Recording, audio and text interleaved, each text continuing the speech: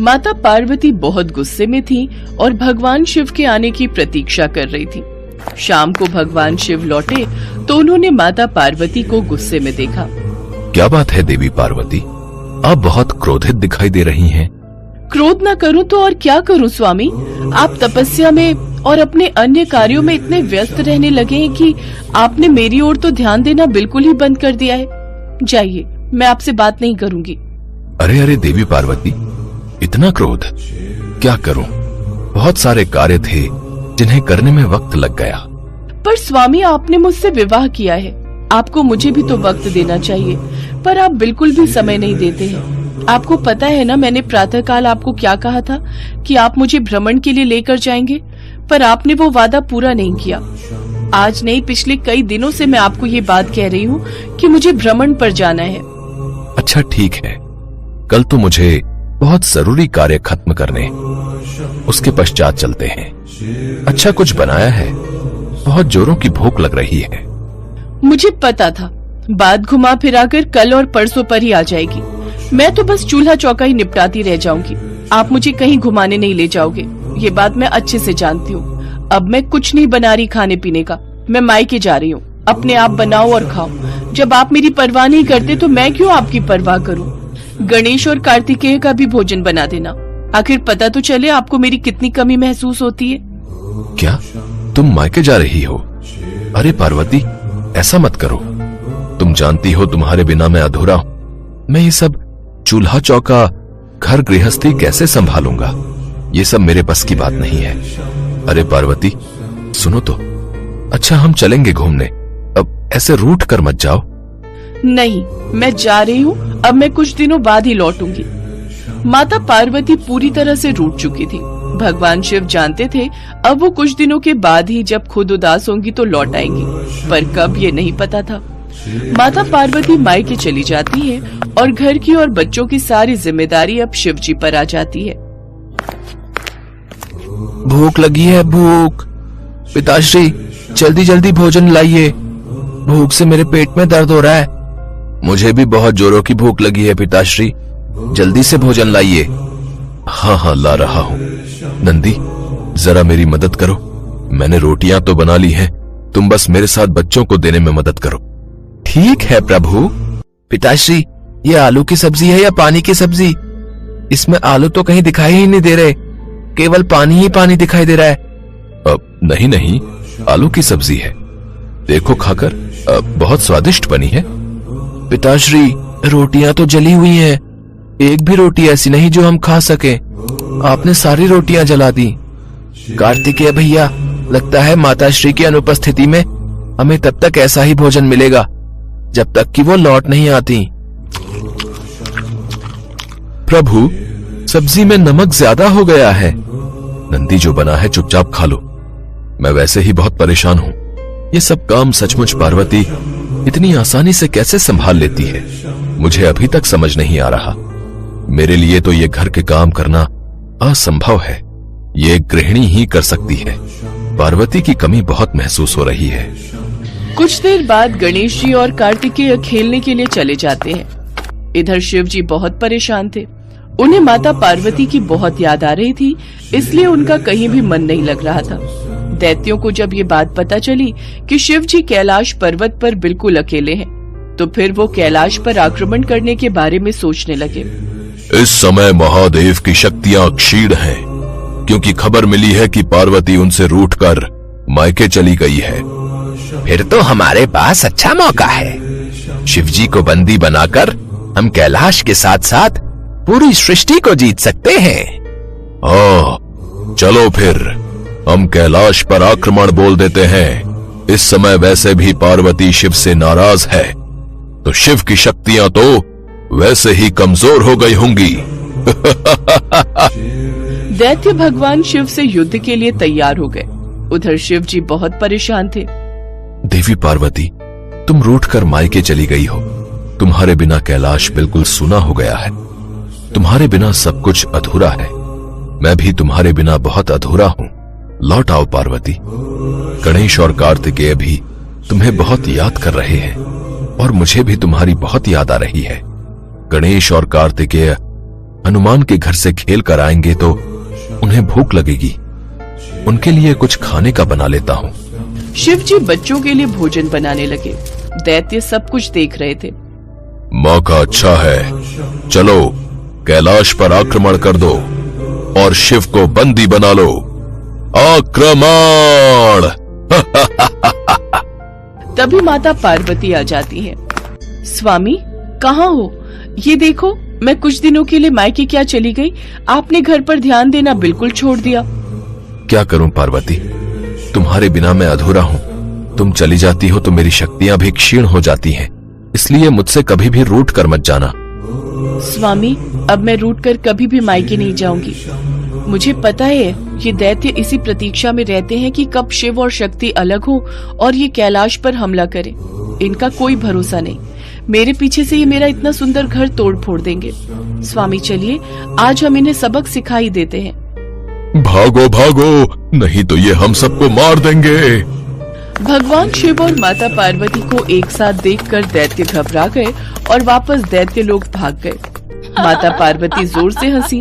उन्हें हंसता देखकर भगवान शिव भी हंसने लगे। नंदी सहित समस्त शिवगण भी माता पार्वती को वापस लौटा देखकर बहुत खुश थे। गणेश जी और कार्तिकेय जी भी लौट आए थे। माता पार्वती को देखकर वे भी बहुत खुश हुए। एक बार फिर से पूरा कैलाश खुशियों से झूमने लगा। पुराणों में प्रचलित कथा के अनुसार एक बार भगवान शिव और देवी पार्वती घूमते हुए काशी चले गए। वहाँ भगवान शिव अपना मुंह पूर्व दिशा की ओर करके बैठे थे। तभी पीछे से देवी पार्वती वहाँ आती हैं और अपने हाथों से भगवान शिव के नेत्रों को बंद कर देती हैं। उनके ऐसा करने से समस्त जगत में अंधकार छा जाता है। जगत को बचाने के लिए भगवान शिव अपनी तीसरी आंख खोल देते हैं। उनकी तीसरी आंख खुलने पर जगत में फिर से रोशनी हो जाती है। भगवान शिव की तीसरी आंख जगत को तो अंधकार से बचा लेती है, परंतु उस तीसरी आंख की रोशनी से जो ताप उत्पन्न हुआ, उससे निकली पसीने की बूंदों से एक अंधे बालक का जन्म हुआ। उस बालक का मुख बहुत बड़ा और भयानक था। बालक को देखकर देवी पार्वती घबरा गई। प्रभु, ये बालक कौन है? ये कहाँ से उत्पन्न हुआ? देवी पार्वती, ये हमारा ही पुत्र है। ये बालक पसीने की बूंदों से उत्पन्न हुआ है। आपने अकस्मात ही मेरे नेत्रों को बंद कर दिया, इसलिए सृष्टि की रक्षा के लिए मैंने अपने तीसरे नेत्र को खोल दिया, जिस कारण रोशनी के ताप से पसीने की बूंदें धरती पर गिर गईं और इस बालक का जन्म हुआ। अंधकार में पैदा होने के कारण ये बालक अंधक नाम से जाना जाएगा। कुछ समय बाद हिरण्याक्ष नाम के असुर ने पुत्र पाने के लिए भगवान शिव की घोर तपस्या की। शिव जी उसकी तपस्या से प्रसन्न होकर उसके समक्ष प्रकट हुए और उससे वरदान मांगने के लिए कहा। तब हिरण्याक्ष बोला, भगवान, मुझे एक पुत्र की कामना है, कृपया मुझे पुत्र प्राप्ति का वरदान दें। हे हिरण्याक्ष, तुम्हारे भाग्य में संतान सुख नहीं है, पर मैं तुम्हें अपने अंश से जन्मे हुए पुत्र अंधक को वरदान के रूप में तुम्हें देता हूँ।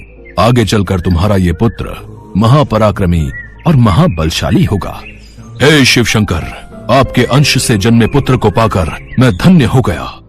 ये कहकर भगवान शिव ने अंधक को हिरण्याक्ष के हाथों में दे दिया। हिरण्याक्ष अंधक को लेकर खुशी खुशी अपने राज्य लौट गया। तभी देवासुर संग्राम छिड़ गया और भगवान विष्णु द्वारा हिरण्याक्ष मारा गया। हिरण्याक्ष का बड़ा भाई हिरण्यकशिपु छिपकर भाग निकला। हिरण्याक्ष के मरने के बाद राजमहल में अंधक की उपेक्षा होने लगी। उसके अन्य चचेरे भाई और संगी साथी उसे चिढ़ाने लगे। इससे अंधक दुखी रहने लगा। एक दिन उनके व्यवहार से तंग आकर वो तपस्या करने निकल पड़ा और एक निर्जन वन में पहुंचकर ब्रह्मा जी की साधना में लीन हो गया। तप करते हुए उसे कई वर्ष बीत गए। उसके तप से प्रसन्न होकर ब्रह्मा जी प्रकट हुए और उससे वर मांगने को कहा। हे पुत्र, मैं तुम्हारी तपस्या से प्रसन्न हूँ, मांगो, तुम्हें क्या वरदान चाहिए? हे ब्रह्मदेव, मुझे ऐसा वर दीजिए कि मेरा अपमान करने वाले मेरे सभी भाई मेरी दास्ता करें, मेरे दिव्य नेत्र हो जाएं और मेरी किसी के द्वारा मृत्यु न हो। हे दैत्यराज, तुम्हारे नेत्र दिव्य हो जाएंगे, तुम्हारे सारे भाई भी तुम्हारी दास्ता स्वीकार कर लेंगे। किंतु काल चक्र का नियम है कि मृत्यु से कोई अछूता नहीं रह सकता। तो फिर ऐसा ही वरदान दीजिए कि मेरे शरीर से निकले रक्त की एक एक बूंद से मेरे जैसे पराक्रमी वीर उत्पन्न हो जाएं और मेरा अंत तभी हो जब मैं अपनी माता पर कुदृष्टि डालूं। तथास्तु। तथास्तु कहकर ब्रह्मा जी अंतर ध्यान हो गए और अंधक वरदान पाकर नेत्रवान बन जाता। वरदान प्राप्त करके वो बेहद अत्याचारी हो गए। उसके अत्याचारों से नाग, यक्ष तथा देव गंधर्व सभी दुखी रहने लगे। वे सब ब्रह्मा जी की शरण में पहुंचे, किंतु ब्रह्मा जी उन्हें कोई आश्वासन नहीं दे सके, क्योंकि अंधकासुर उन्हीं के वरदान स्वरूप ये उत्पात मचा रहा था। सभी देवता भगवान शिव के पास पहुंचे। हे शिव शंकर, ब्रह्मा जी के वरदान से अंधक ने चारों दिशाओं में उत्पात मचा रखा है, हमारी रक्षा कीजिए प्रभु।